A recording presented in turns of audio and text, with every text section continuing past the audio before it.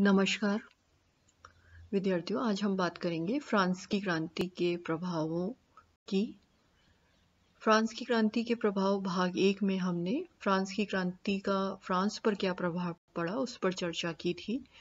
इस वीडियो में हम फ्रांस की क्रांति का अन्य देशों पर क्या प्रभाव पड़ा उस पर चर्चा करेंगे। तो सबसे पहले फ्रांस की क्रांति का इंग्लैंड पर क्या प्रभाव हुआ। शुरुआत में फ्रांस की क्रांति का इंग्लैंड में खुले हृदय से स्वागत किया गया। इंग्लैंड के प्रधानमंत्री पिट और जनता ने इस क्रांति के प्रति अपनी सहानुभूति व्यक्त की, क्योंकि उनको लग रहा था कि फ्रांस में भी इस क्रांति के फलस्वरूप इंग्लैंड जैसा प्रजातंत्र स्थापित हो जाएगा। लेकिन जैसे जैसे क्रांति हिंसक होती चली गई, इंग्लैंड ने इसका विरोध करना शुरू कर दिया और इंग्लैंड इस बात से आशंकित होने लगा था कि फ्रांस की इस हिंसात्मक क्रांति के फलस्वरूप कहीं इंग्लैंड भी इसकी चपेट में ना आ जाए। इंग्लैंड के एक विग नेता थे बर्क ने reflection on the French revolution नामक अपनी किताब में फ्रांस की क्रांति की तीखी आलोचना की और उसने यह निष्कर्ष निकाला कि फ्रांस की क्रांति का परिणाम होगा अव्यवस्था और अराजकता। तो प्रधानमंत्री पिट ने इस इंग्लैंड में इस क्रांति के प्रभाव पर अंकुश लगाने के लिए प्रतिक्रियावादी नीति को कार्यान्वित किया। उसने समाचार पत्रों की स्वतंत्रता, राजनीतिक सभाओं और भाषणों पर प्रतिबंध लगा दिए। संदिग्ध विदेशियों पर भी कड़ी नजर रखी जाने लगी। सभी प्रकार के राजनीतिक एवं संवैधानिक सुधारों को कुछ समय के लिए स्थगित कर दिया गया। मजदूरों के संगठनों के गठन पर भी रोक लगा दी गई और इन सभी प्रतिबंधों के बावजूद भी क्रांति की भावना से प्रेरित होकर इंग्लैंड की जनता संसदीय सुधारों की मांग को लेकर आंदोलन करती रही। फ्रांस की क्रांति ने इंग्लैंड के प्रभुत्व वाले आयरलैंड की जो आयरिश जनता थी उसमें भी राष्ट्रीयता की भावना को जगा दिया और इंग्लैंड के प्रभुत्व से अपने आप को स्वतंत्र कराने के लिए आयरिश लोगों ने ब्रिटेन के विरुद्ध स्वतंत्रता आंदोलन छेड़ दिया। फ्रांस की क्रांति का शेष यूरोप पर भी प्रभाव पड़ा।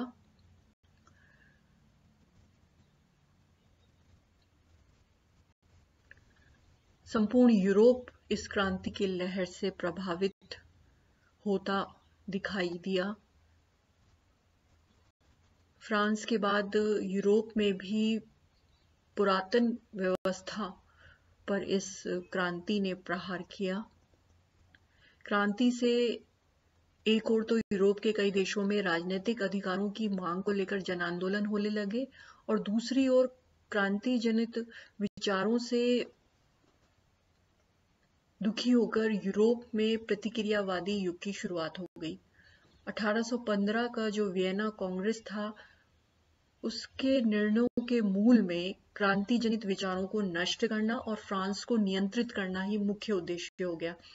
1815 से लेकर 1845 तक ऑस्ट्रिया के चांसलर मेटरनिक ने तो उदारवादी विचारों और कार्यों को नष्ट करने के लिए एक के बाद एक उसने अनेक कार्य किए और जिसके कारण उसके युग को ही प्रतिक्रिया का युग के नाम से इतिहास जानता है।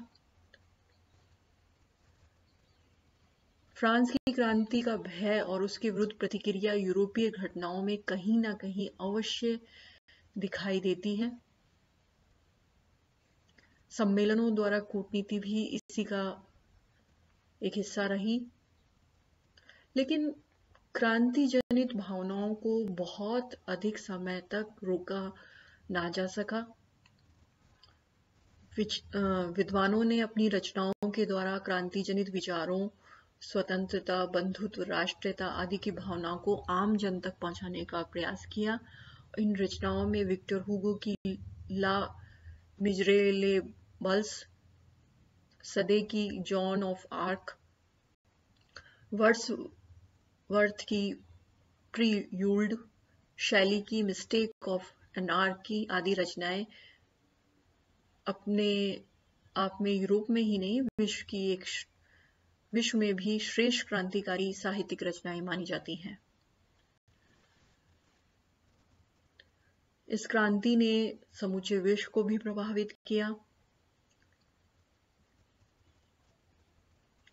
इसने विश्व में सदियों से चली आ रही व्यवस्था का अंत करके एक ऐसी शक्ति को उत्पन्न किया जिसके फलस्वरूप एक नई सभ्यता का जन्म हुआ। राष्ट्रीय सभा द्वारा मानव अधिकारों की घोषणा जो की गई, उसमें इस तथ्य पर बल दिया गया कि सर्वाधिक संपन्नता जनता में ही निहित है और कानून केवल जन इच्छा की ही अभिव्यक्ति है। फ्रांस की क्रांति ने यह घोषणा की कि शासन जनता के लिए नहीं बल्कि जनता द्वारा ही होना चाहिए। स्वतंत्रता की विचारधारा समूची मानवता की प्रतिनिधि बन गई। केवल व्यक्तिगत स्वतंत्रता ही नहीं बल्कि राजनीतिक स्वतंत्रता, संपत्ति की स्वतंत्रता, वोट देने के अधिकार की स्वतंत्रता, विचाराभिव्यक्ति की स्वतंत्रता आदि के लिए विश्व भर में इस फ्रांस की क्रांति से प्रभावित होकर विश्व भर में आंदोलन होने लगे। क्रांति ने राजनीतिक, सामाजिक एवं आर्थिक समानता की भावना को बल दिया। मानव अधिकारों की घोषणा ने समानता के अधिकार को मजबूती प्रदान की और फ्रांस की क्रांति में कहा गया था कि प्रत्येक मनुष्य कानून के समक्ष समान है। जन्म और धन पर आधारित विशेषाधिकारों को नकार दिया गया और इन्हीं के परिणाम स्वरूप सामंतवादी प्रतिबंध समाप्त कर दिए गए। स्त्रियों को पुरुषों के समकक्ष अधिकार प्राप्त हो ऐसी मांग की जाने लगी। क्रांति ने विश्व को राष्ट्रीयता की विचारधारा से अवगत कराया और इसी क्रांति से प्रभावित होकर इटली और जर्मनी में भी एकीकरण की शुरुआत हुई। अन्य देश भी राष्ट्रीयता की भावना से प्रभावित हुए। Belgium, Serbia, Greece, Romania, Bulgaria, Hungary आदि देशों में भी राष्ट्रीयता के संघर्ष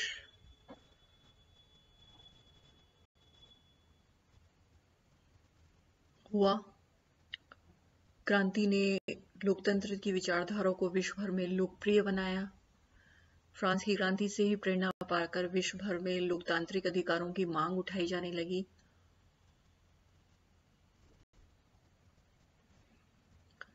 इस प्रकार हम देखते हैं कि फ्रांस की जो 1789 की जो क्रांति है, विश्व इतिहास की एक महत्वपूर्ण घटना थी।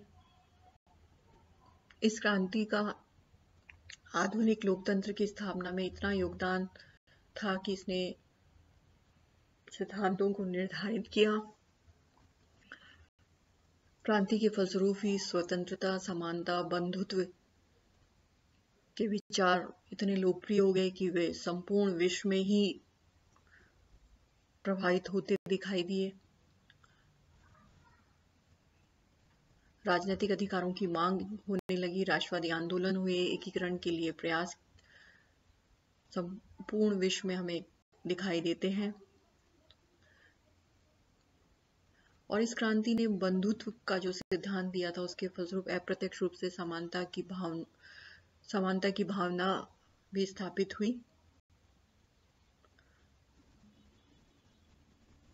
क्रांति ने ऐसे सिद्धांतों का सूत्रपात किया जो आने वाले समय में विश्व इतिहास की अनेक घटनाओं के मार्गदर्शक सिद्धांत बनते दिखाई दिए।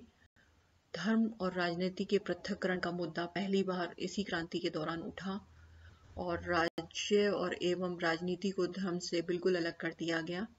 क्रांति के फलस्वरूप संपूर्ण विश्व में धर्मनिरपेक्षता की भावना मजबूत हुई और जिसकी आज 21वीं सदी के विश्व को भी आज जरूरत है। धन्यवाद।